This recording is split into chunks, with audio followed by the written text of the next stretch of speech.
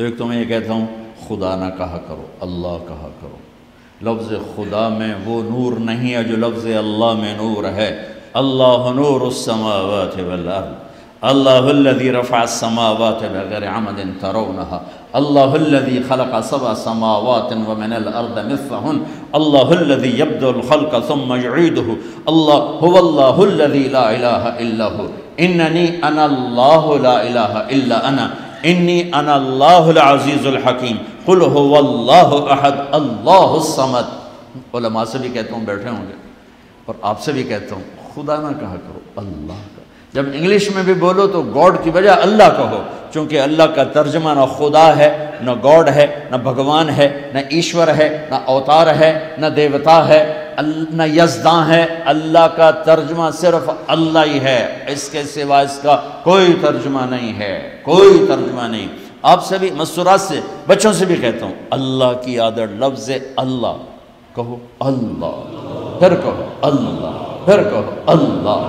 آسمان تک نور پھیل گیا اللہ کے فضل سے۔ صرف آپ سے ہمارا، یعنی مجھے یہ گلہ ہے، اہل علم سے بھی گلہ ہے کہ بھئی جب میرے رب کا نام موجود ہے اللہ، کیوں خدا کہتے ہو؟ نام کا ترجمہ نہیں ہوتا ہے، نام کو نام سے پکارا جاتا ہے۔ مولانا طارق جمیل ہیں، کبھی کسی نے کہا مولانا رات کو آنے والے، طارق کہتے ہیں رات کو آنے والا۔ کبھی کسی نے کہا جی مولانا رات کو آنے والے کب آئے؟ بھائی میں تو دن میں ہوں، رات کا تو آیا نہیں ہوں۔ یہ کتنی عجیب سی بات ہے نا کہ آپ نام کی ٹرانسلیشن شروع کر دو، مولانا خوبصورت صاحب جمیل، مولانا خوبصورت صاحب، مولانا رات کو آنے والے، اور ایک طارق کا مطلب ہوتا ہے دستک دینے والا۔ جی مولانا دستک دینے والے آپ کب آئے؟ ٹورانٹو میں کب دستک دی آپ نے آ کے؟ یہ کتنی عجب بات ہے۔ نہ علماء میری بات لے رہے ہیں اور نہ عوام لے رہے ہیں، الٹا مجھے خط لکھتے ہیں۔ بھائی میں کوئی اپنی طرف سے تھوڑا ہی کہہ رہا ہوں، میں کہہ رہا ہوں اللہ کو اللہ کہو، اس میں کیا عیب ہے؟ کیوں کہتے ہو خدا؟ میں ایک لطیفہ بھی سنایا کرتا ہوں، سچا واقعہ ہے۔ ہماری راجپوتوں میں ایک شاخ ہے سیال، ان کی ایک سب کاسٹ ہے ڈنگے۔ ڈنگے کہتے تو لڑاکے تھے، تو نام ہی ڈنگے پڑ گیا، ڈنگے ڈنگے ٹیڑے۔ تو جنگ میں بڑے بڑے ذمہ دار ہے، ہمارا ان سے پرانا دوستانہ ہے۔ تو فوت ہو گیا مرحوم جہانگیر ڈنگا، اس نے ایک دوست کو فون کیا، اس کی بیٹی نے اٹھایا، جنگ شہر آگے اس کا ابا تھا نہیں، تو اس نے کہا بیٹی اپنے ابو کو بتا دینا جہانگیر ڈنگے کا فون آیا تھا۔ تھوڑی دیر بعد اس کے دوست کا فون آیا، بڑے ہنستے ہوئے، کہا وہ میری بیٹی، میں گھر آیا تو میری بیٹی نے مجھے کہا ابو جہانگیر ٹیڑے کا فون آیا تھا، جہانگیر ٹیڑے کا فون آیا تھا۔ ٹھیک، تو بھائی اللہ کو اللہ کہا کرو، اللہ، سبحان اللہ، کیا نور ہے اس میں، اللہ۔ زمین و آسمان کانپ اٹھتے ہیں، کتنا طاقتور لفظ ہے۔ میرے نبی نے فرمایا جب تک اس دھرتی پر ایک انسان اللہ کہنے والا ہوگا قیامت نہیں آئے گی۔ ایک انسان، صرف اللہ، لا الہ الا اللہ نہیں، صرف اللہ کہنے والا جب تک ایک انسان ہوگا زمین آسمان رکے رہیں گے۔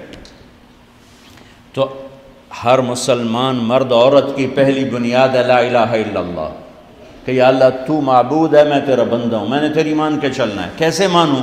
تو اللہ کہتا ہے یہ میرا محبوب محمد مصطفیٰ صلی اللہ علیہ وسلم ہے، ان کے پیچھے چل، ان کے پیچھے، ان کے ہاتھوں میں ہاتھ دے دے، اللہ سے ملا دیں گے۔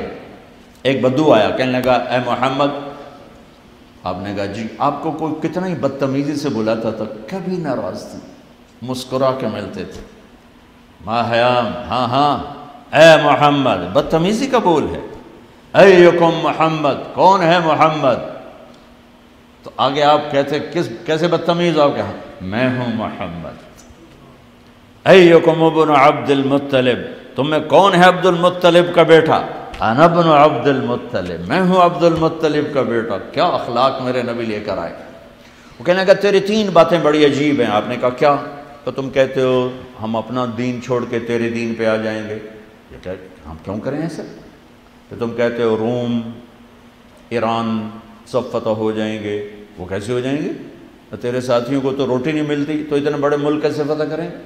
اور تم کہتے ہو کہ مر کے مٹی ہو کے زندہ ہوں گے پھر کھڑے ہوں گے۔ بھلا ان میں سے کوئی ایک بات ہے سمجھ میں آنے والی؟ تو میرے نبی نے مسکرا کے فرمایا انشاءاللہ تیری زندگی لمبی ہوگی، تو دیکھے گا سارا عرب میرا کلمہ پڑھے گا اور ایران بھی فتح ہوگا اور روم بھی فتح ہوگا، باقی رہی مر کے اٹھنے کی بات تو تیرا ہاتھ پکڑ کے تجھے یاد دلاؤں گا کہ تیسری بات ہوئی کہ نہیں ہوئی۔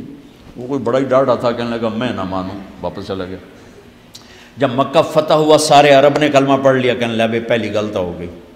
جب ایران بھی فتح ہوا، روم بھی فتح ہوا، کہنے لگا دوئی بھی ہوگی تری بھی ہو ہی جانی ہے، بھلیا لوگ کا کلمہ پڑھ لیں۔